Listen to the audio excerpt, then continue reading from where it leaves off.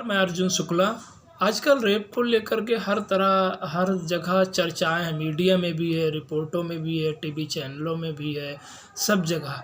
लेकिन मैं आपको एक डाटा बताता हूँ। वो डाटा सुनने के बाद आपको ये लग जाएगा इस देश में कोई रेप की कोई नई घटना, कोई आम बात नहीं। यहाँ रोज़ कोई नए नए रेप आते रहते हैं और लोग सोते रहते हैं, एक आध बार जाग जाते हैं फिर सो जाते हैं। एक डाटा बताता हूँ, इस देश में करीब 2,40,000 पॉक्सो के सिर्फ केसेस पेंडिंग हैं इंडिया में। ये आंकड़ा 2019 दिसंबर तक है। एनसीआरबी के मुताबिक इस देश में करीब 90 केस पर डे रिपोर्टेड होते हैं रेप के, सिर्फ रेप के। इस हिसाब से करीब साल में 33 से 34 हज़ार केस बनते हैं, और ये सिर्फ रिपोर्टेड हैं, क्योंकि काफ़ी नंबर में ऐसे केसेस होते हैं जो रिपोर्ट ही नहीं होते। तो वो अगर आंकड़ा मिलाएं तो लाख केस भी हो सकता है। तो आप सोच समझ सकते हो, एक दिन में जिस कंट्री में 90 केसेस हो रहे हैं, वहाँ एक, जैसे हम हाथरस की बात करते हैं तो हाथरस सिर्फ एक रेप है, 89 और रेप के केसेस वहाँ हो गए। उसके बाद एज पर एनसीआरबी रिपोर्ट 2012 में जब निर्भया का केस हुआ था, उसके बाद पॉक्सो एक्ट आ गया था। हम सभी को लगा था कि शायद अब रेप के केसेस बंद हो जाएंगे, थोड़े लॉजिस्टिक आ जाएंगे, कम होंगे, कुछ ना कुछ। लेकिन 2012 में करीब 67 केसेस पर डे रिपोर्टेड होते थे, जो कि आज के डेट में बढ़कर के हो गए हैं 90 केसेस पर डे। 90 के 2019 दिसंबर की ये रिपोर्ट है, नई अभी आई नहीं है। तो ये है, और ख़ास बात ये कि 97% रेप के केसेस जानने वालों से जुड़े होते हैं। कोई रिश्तेदार, स्कूल का फ्रेंड है, कॉलेज का है, रिलेटिव है। इन सब से सिर्फ 3% केस अननोन लोग अटेम्प्ट करते हैं, अदरवाइज सारे आपके जानकार ही होते हैं इसमें 97% केसेस। अब जो इम्पोर्टेंट बात है ये है, सिर्फ 25% केसेस में कन्विक्शन होती है, 75 केसों में कोई कन्विक्शन नहीं होती। या तो बरी हो जाते हैं, या छूट जाते हैं, या फिर हॉस्टाइल हो।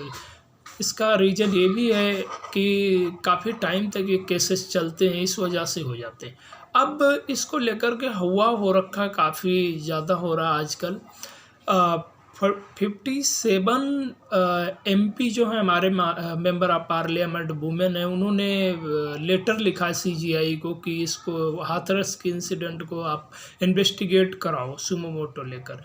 लेकिन मैं बता दूं कि ये तो एक इंसिडेंट है। आप कोई लॉ हमारे जो पॉक्सो के बने हैं उसको आप टाइम फ्रेम्ड कराओ। आप इतने, हमारे देश में मेंबर ऑफ पार्लियामेंट करीब लेडीज 74 के करीब हैं, लेकिन वो कभी इन मुद्दों को लेकर के नहीं बोल, जबकि हर इलेक्शन में महिला कानून को लेकर के ये चीज़ें कही जाती हैं, लेकिन अफसोस कि यहाँ हमारे यहाँ होते नहीं। और ये केसेस काफ़ी टाइम लगते हैं। इसी वजह से अक्यूज जो है क्राइम करने वालों के हैं, जो मनोबल बढ़े हुए हैं। ये छोटा सा डाटा मैंने बताया आपको। और एनजीओ जो अपने आप को कहते हैं कि यहाँ पर ये काम करेंगे, हम महिला का काम, करीब 31 लाख से ज़्यादा एनजीओ रजिस्टर्ड, अनरजिस्टर्ड की तो मैं बात ही, लेकिन कोई एनजीओ कोई कुछ नहीं करता। सब ये कहने वाली बातें हैं। और इस देश में हम टीवी चैनल, मीडिया वालों को और गवर्नमेंट को तो क्रिटिसाइज करते हैं, लेकिन कभी ये सोचना, जो ये रेप के केसेस जो ये अटैम्प्ट होते हैं, होते कौन है?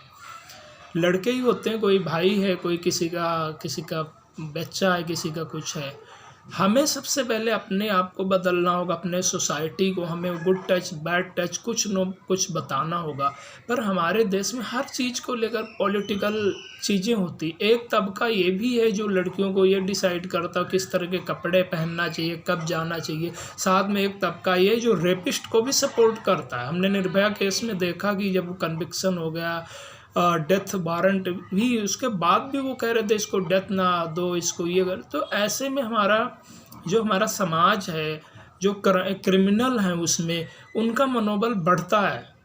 इसलिए हमें कहीं ना कहीं ये चीज़ें सोचने की ज़रूरत है। जब तक टाइम फ्रेम्ड नहीं होगा, आप कोर्टें बना दो, आप लॉ बना दो, उसका कोई मतलब नहीं होगा। ये जो आंकड़ा मैं बता रहा हूँ, इस हिसाब से इस देश में कोई मुझे हवा करने की ज़रूरत नहीं है रेप को लेकर के। अगर हवा करना है तो आपको एक टाइम फ्रेम्ड लॉ बनाना पड़ेगा, और जो कि 1 साल के अंदर 2 साल के अंदर डिसीजन करे। तो आपने ये जो डाटा मैंने बताया, ये 97% आपके जानने वाले होते हैं जो रेप की घटनाओं को अंजाम देते हैं। तो आप सोच समझ सकते हो यहाँ क्या क्या हाल है। Thank you.